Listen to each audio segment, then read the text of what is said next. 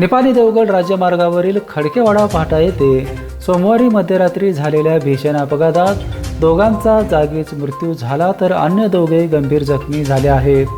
खडकेवाडा येथील बाळू तहसीलदार हे पत्नीसोबत मोहरमची पूजा आटोपून रात्री 1:30च्या सुमारास आपल्या शेताकडील घराकडे निघाले होते.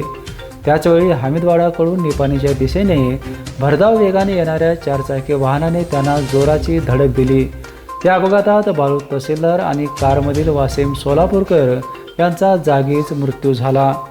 बाळू यांची पत्नी सुगराबी तसेच कारमधील अमीर गवंडी हे गंभीर जखमी झाले आहेत. जखमींना निपाणी येथील रुग्णालयात दाखल करण्यात आले आहे.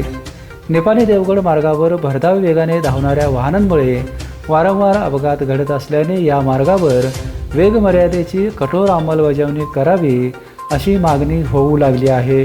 या अपघाताची नोंद मुरगुड पोलीस ठाण्यात झाली आहे. बेपेनसाठी कागलहून सर्जेराव भाट.